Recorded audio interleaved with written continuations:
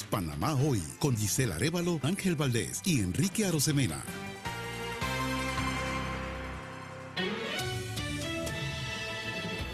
Entrevista de actualidad, Panamá Hoy.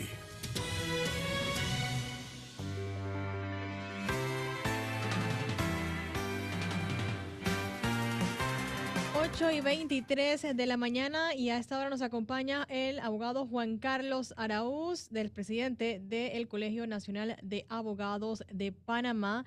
Y vamos a estar haciendo un poco de docencia el día de hoy, analizando el tema legal con todo lo que gira en torno al caso de Minera Panamá. Buenos días, licenciado. Muchísimas gracias por acompañarnos a esta hora en Radio Panamá. Buenos días, muchísimas gracias por la invitación y un gusto compartir con usted, Giselle.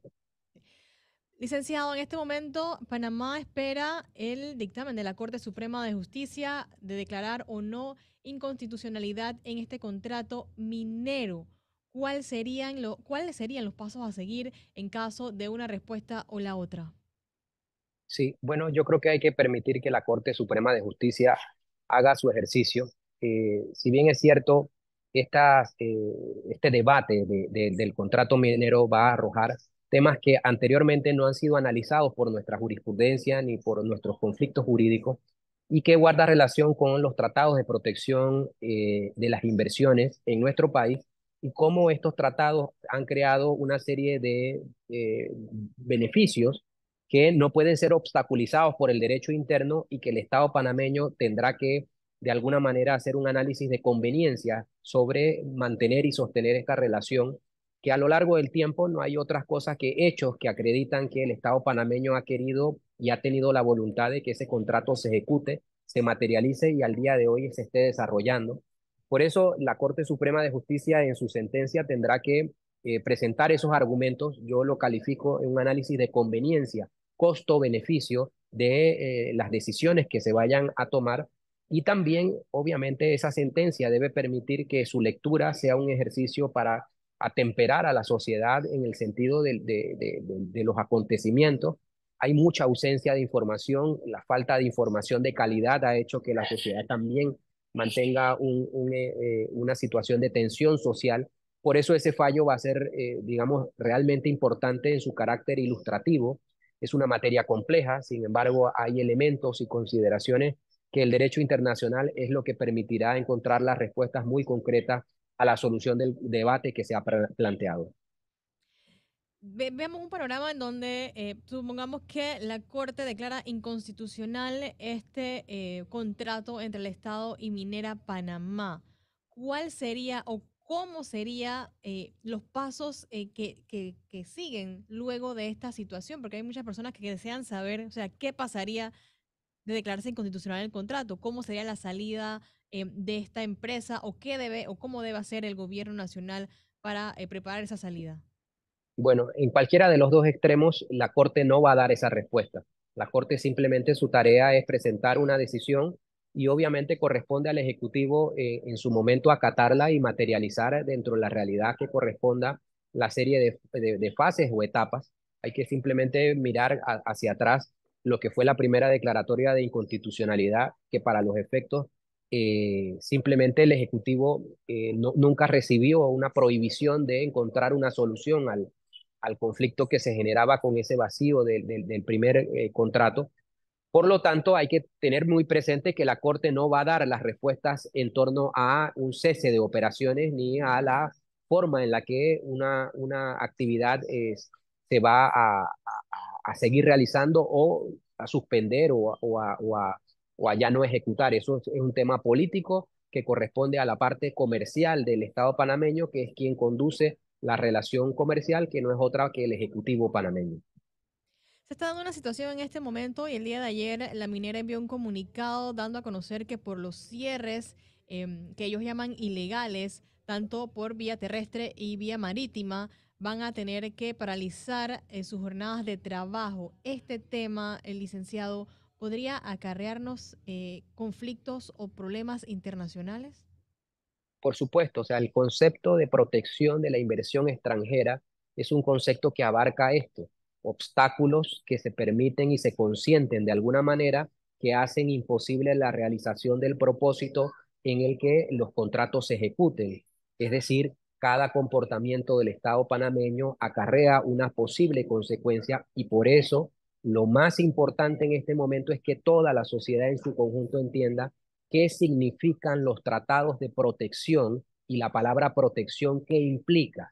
Y allí encontraríamos la respuesta a muchísimos de los conflictos que se han ido generando porque es un tema de derecho internacional, es decir, compromisos que el Estado panameño asumió y que prometió respetarlos desde lo que se conoce como pacta sub servanda o santidad de los tratados. Y allí usted entonces encontraría que el comportamiento del Estado panameño no puede ser arbitrario, no puede ser entorpecedor, no puede ser permisivo para impedir que una inversión se realice. De lo contrario, entramos en las calificaciones de que se produce, de hecho, una imposibilidad material de tomar uso y goce y disfrute de la explotación. Y eso se podría considerar una expropiación indirecta. Y allí acarrearía procesos que en el marco ya sea de los tratados de libre comercio o de los tratados de protección de inversiones, se van ubicando en si Panamá puede y tiene la capacidad de asumir un grado de litigiosidad con la empresa, entendiendo que el Estado panameño nunca hasta la fecha ha mantenido un argumento de suspender o terminar esa relación comercial. Usted ha manifestado que es un tema internacional. ¿Cómo nos afectaría a nivel internacional todo esto que está ocurriendo en nuestro país en este momento? Bueno, ya nos afecta porque crean eh, que simplemente nadie confía en un socio comercial que permite estas incertidumbres. Es decir, el Estado panameño ha permitido que se genere una incertidumbre a partir de una relación que el mismo Estado alentó, aplaudió, transmitió confianza y transmitió toda la voluntad de permitirla. Es decir, cada día, cada año que transcurrió y allí se seguía inyectando capital, eso no se hizo de espaldas al Estado, eso se hizo con el consentimiento del Estado. Por lo tanto, la reputación del Estado panameño como socio comercial está en entredicho desde el mismo momento en el que no se ha podido establecer una solución a este conflicto durante tanto tiempo. ¿Nos costaría entonces muchísimo poder recuperar esa confianza a nivel internacional? Por supuesto, es un tema que debe también representar preocupación principalmente para los que aspiran a ser presidente de la República, en el entendimiento de que este problema requiere el consenso y la voluntad de todos, porque a partir de la terminación de este gobierno, quien llega a enfrentar una serie de desafíos y retos que requieren de la inversión extranjera. Aquí se necesita la inversión privada que debe ser alentada y que debe ser justamente fomentada desde las reglas claras y el entendimiento de cuáles son los marcos normativos. Y esa posibilidad de llegar a ese entendimiento es lo que nos va a permitir salir de esta grave crisis en donde estamos simplemente enfrentados es en el no querer entender las posiciones de los otros. Licenciado, hay bloqueos permanentes en sectores como provincia de Chiriquí, Bocas del Toro. ¿Qué dice la Constitución? ¿Qué dicen las leyes panameñas en cuanto a la protesta y los cierres de vías? La protesta, siempre y cuando sea pacífica, está protegida por la Constitución y todos debemos aspirar a que esa protesta sea resguardada.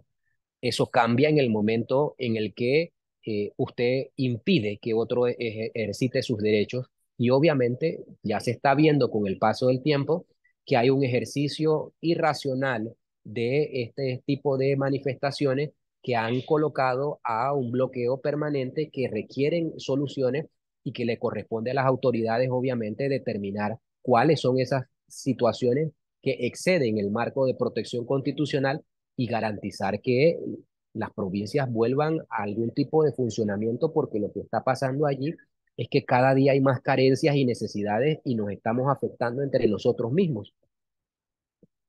Cada vez que la policía intenta abrir o desbloquear alguna vía, se habla de abuso de autoridad. En este caso, ¿cabe esa frase, cabe esa exclamación a la Policía Nacional en el abuso de la autoridad?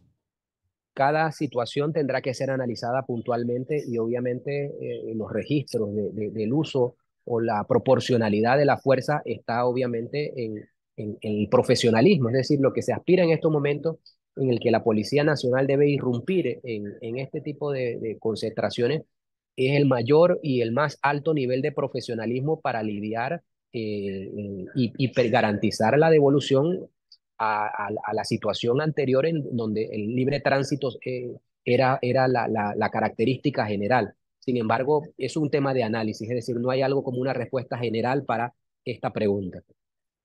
Bien, muchísimas gracias a Juan Carlos Araúz, presidente del Colegio Nacional de Abogados, analizando un poco toda la situación que se está viviendo en nuestro país en referencia al contrato entre el Estado y Minera Panamá. Que tenga excelente día, licenciado.